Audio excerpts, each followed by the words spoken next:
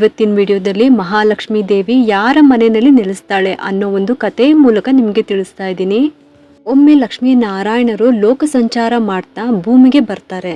ಭೂಮಿಯಲ್ಲಿ ವಿಹರಿಸುತ್ತಾ ಇದ್ದಕ್ಕಿದ್ದಂತೆ ನಾರಾಯಣ ಮಹಾಲಕ್ಷ್ಮಿಯನ್ನು ಅಲ್ಲಿಯೇ ಒಂದೆಡೆ ನಿಲ್ಲುವಂತೆ ಹೇಳಿ ತಾನೊಬ್ಬನೇ ಮುಂದೆ ಹೋಗ್ತಾನೆ.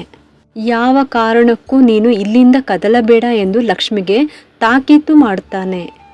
ಆದರೆ ಚಂಚಲೆಯಾದ ಮಹಾಲಕ್ಷ್ಮಿ ನಾರಾಯಣ ಹೊರಟು ಹೋದ ನಂತರ ಕುತೂಹಲ ತಡೆಯಲಾಗದೆ ಅಲ್ಲಿಂದ ತಾನು ಹೊರಟು ಬಿಡುತ್ತಾಳೆ. ಭೂಮಿಯಲ್ಲಿ ಮುಂದೆ ನಡೆಯುತ್ತಾ ಒಂದು ಹೊಲಕ್ಕೆ ಬರುತ್ತಾಳೆ. ಅಲ್ಲಿ ಬೆಳೆದ ಕಬ್ಬು ನೋಡಿ ಆಸೆ ಪಟ್ಟು ಅದನ್ನು ಕಿತ್ತು ತಿನ್ನುತ್ತಾಳೆ. ಅಲ್ಲಿ ಬೆಳೆದ ಹೂಗಳನ್ನು ಕಂಡು ಕಿತ್ತು ತನ್ನನ್ನು ಆ ಹೂಗಳಿಂದ ಸಿಂಗರಿಸಿಕೊಳ್ಳುತ್ತಾಳೆ. ಆ ಹೊತ್ತಿಗೆ ಅಲ್ಲಿಗೆ ಬರುವ ಮಹಾವಿಷ್ಣು ತನ್ನ ಮಾತನ್ನು ಮೀರಿ ಬಂದ ಲಕ್ಷ್ಮಿಯನ್ನು ಕಂಡು ಬೇಸರ ಪಡುತ್ತಾನೆ. ದೇವತೆಗಳು ಭೂಮಿಯ ಜನರಿಂದ ಏನಾದರೂ ಪಡೆದರೆ ಅವರೊಡನೆ ಕನಿಷ್ಠ 12 ವರ್ಷ ನೆಲೆಸಬೇಕಾಗುತ್ತದೆ.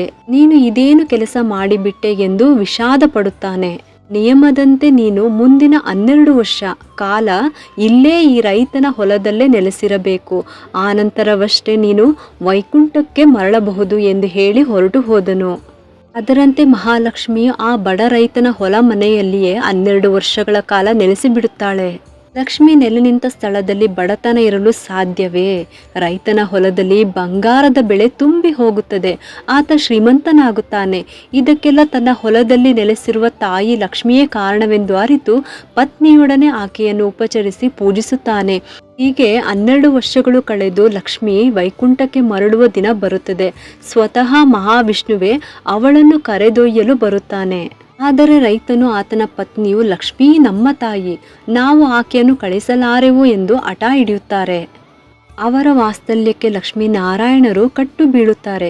ಕೊನೆಗೆ ಅವರ ಪ್ರೀತಿಗೆ ಮಣಿಯುವ ನಾರಾಯಣ ನಾಳೆ ಅಶ್ವಯುಜ ಕೃಷ್ಣ ತ್ರಯೋದಶಿ ತನು ಮನ ಶುದ್ಧಿಯಿಂದ ಕಳಶದಲ್ಲಿ ಲಕ್ಷ್ಮಿಯನ್ನು ಆಹ್ವಾನಿಸಿ ಪೂಜಿಸಿದರೆ ಲಕ್ಷ್ಮಿ ತನ್ನ ಒಂದಂಶದಿಂದ ಸದಾ ನಿಮ್ಮೊಡನೆ ನೆಲೆಸುತ್ತಾಳೆ. ಈ ದಿನ ಯಾರೆಲ್ಲರೂ ಶ್ರದ್ಧಾಭಕ್ತಿಯಿಂದ ಲಕ್ಷ್ಮೀ ಪೂಜೆ ಮಾಡ್ತಾರೋ ಅವರ ಸಂಪತ್ತು ವೃದ್ಧಿಯಾಗುತ್ತದೆ ಎಂದು ಭರವಸೆ ನೀಡುತ್ತಾನೆ.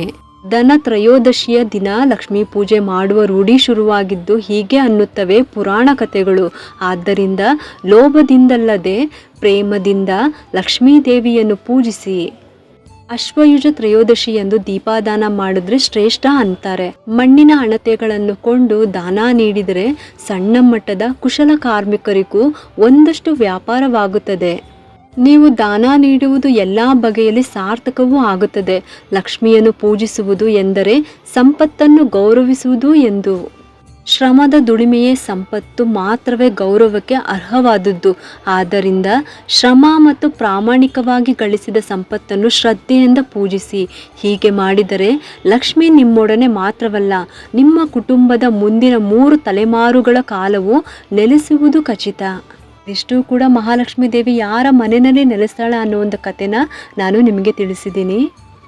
ನಿಮಗೆಲ್ಲರಿಗೂ ಈ ಒಂದು ವಿಡಿಯೋ ಇಷ್ಟ ಆಗಿದ್ರೆ ಒಂದು ಲೈಕ್ ಮಾಡಿ, ಶೇರ್ ಮಾಡಿ ಮತ್ತು ಸಬ್ಸ್ಕ್ರೈಬ್ ಮಾಡಲು ಮರಿಬೇಡಿ. ಯಾಕೆಂದರೆ ನೀವು ಮಾಡೋ ಒಂದು ಸಬ್ಸ್ಕ್ರೈಬಿಂದ ನಮ್ಮಂತಹ ಸಣ್ಣ ಸಣ್ಣ ಚಾನಲ್ಸ್ಗೆ ಒಂದು ಸಪೋರ್ಟ್ ಮಾಡ್ದಂಗೆ ಆಗುತ್ತೆ. ಮತ್ತೆ ಸಿಗ್ತೀನಿ ಮುಂದಿನ ಹೊಸ ವಿಡಿಯೋದೊಂದಿಗೆ ಅಂತ ಹೇಳುತ್ತಾ ಈ ವಿಡಿಯೋನ ಮುಗಿಸ್ತಾ ಇದ್ದೀನಿ. ಸರ್ವೇ ಜನ ಸುಖಿನೋ ಭವಂತು.